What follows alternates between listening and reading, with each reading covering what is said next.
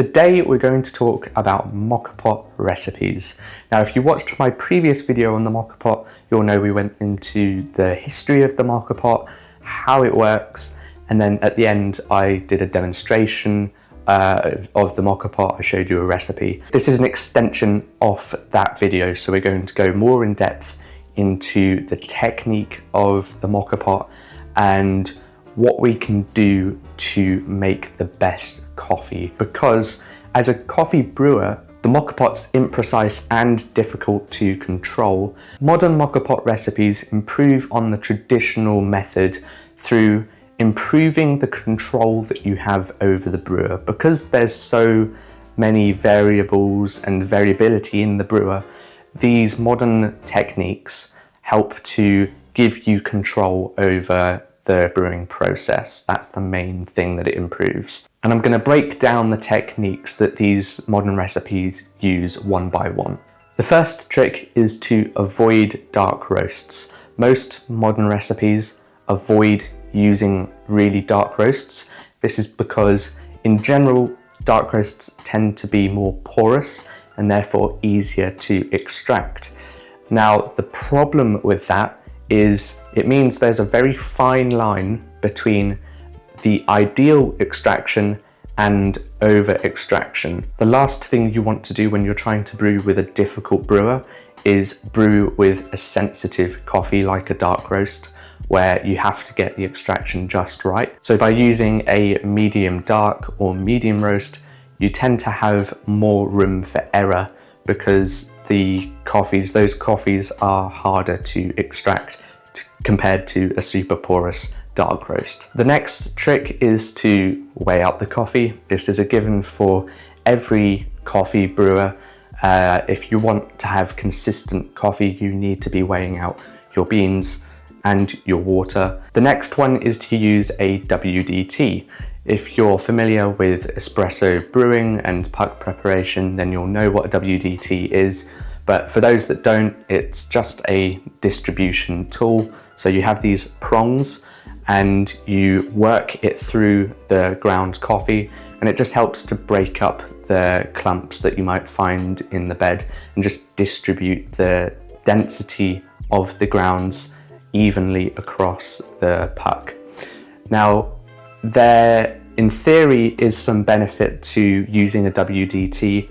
A lot of people do for these modern Moka Pot recipes from what I've seen, but I haven't seen any evidence of it improving the extraction at all. I think the coffee is ground coarse enough for hand taps to be sufficient. There isn't really many clumps that form. It's something that I need to look more thoroughly into. So if you want to use a WDT, absolutely go ahead and do that. But I think hand taps are sufficient, and that's what I'll be using for the recipe later. The next trick is to use hot water in the beginning. So preheating the water. The idea behind this is it reduces the time that the coffee and the brewer is on the stove. So the brewer gets less hot and therefore the ground coffee doesn't heat up as much, which can cause some bitterness. It's really important that you do not use boiling water.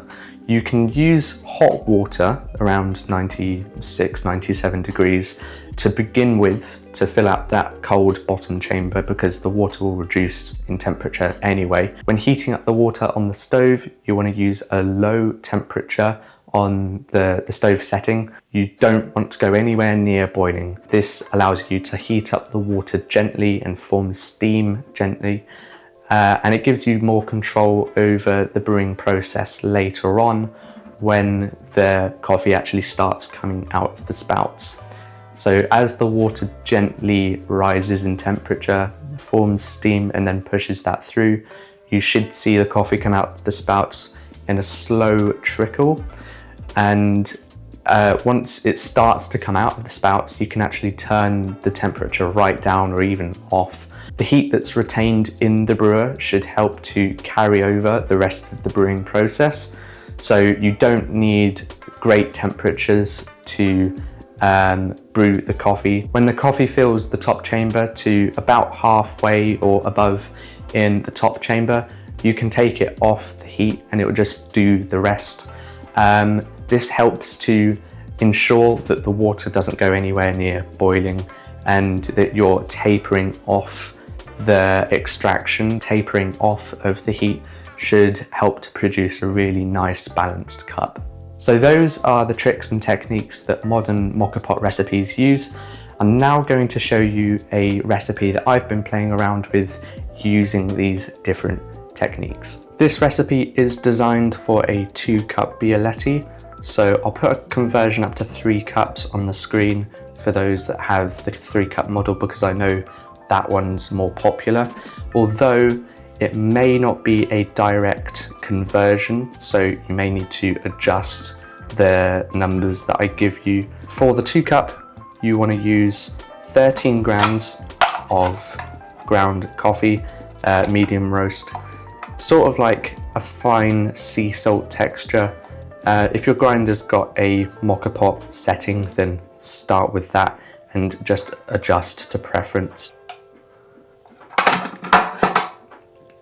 Don't pack the coffee down, just distribute it with either hand taps or WDT if you're using that. As you can see, I've lost a little bit, but don't worry too much about making a mess. Most of it is in the basket, and as you can see, it is perfectly flush, and that's what we want. And then for water, you just want to use 90 grams of 96 degrees Celsius water. And this should bring you up to just under the pressure release valve, as you'll see here. So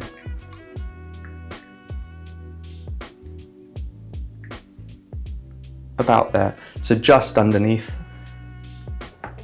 And then you want to pop your coffee into there. Now this is going to be quite hot. This bottom base here is quite hot. So you're going to want a cloth or something to screw the top onto the bottom. So I've got my cloth here and it's going to be quite hot.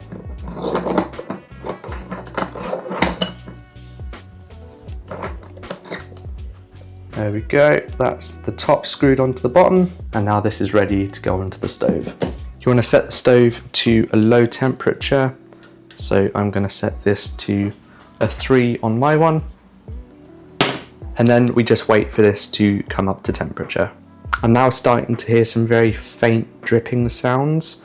From my experience, that's indicative of the water traveling up into the coffee and very soon out of the cone and into the top chamber. It's raising in pitch. And there you go.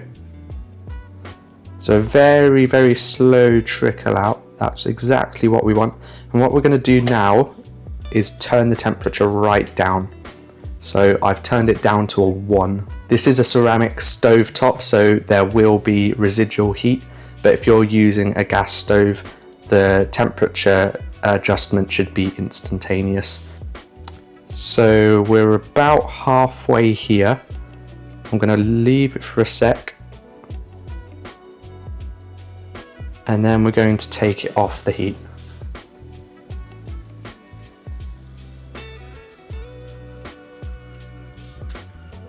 So I was a little bit late with that. It's kind of hard to do this when I'm recording. When it gets to halfway, you want to take it off the heat straight away, because when it gets to that last bit of gas and bubbles, that's where the bitterness really comes out, and you don't want any of that. But you saw how slow it trickled out of the spouts. That's exactly what we want, and that's the kind of control over the brewer that we want. And here is our espresso. Using this recipe, you should notice that it's smoother, it's more mellow, it's got barely any bitterness, and it's a lot more sweeter. Massive improvement over the traditional recipe that produces very harsh, bitter coffees. And this is all because we've changed the way that we brew with it to give ourselves more control. That's the end of this video. I hope you enjoyed it.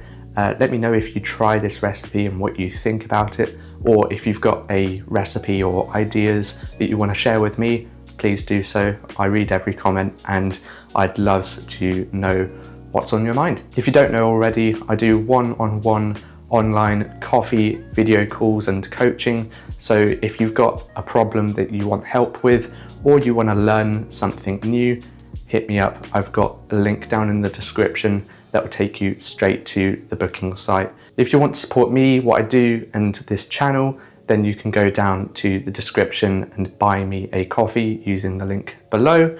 And if you liked this video and want to see similar content in the future, don't forget to subscribe, turn on notifications, give this video a thumbs up, and I will see you in the next one.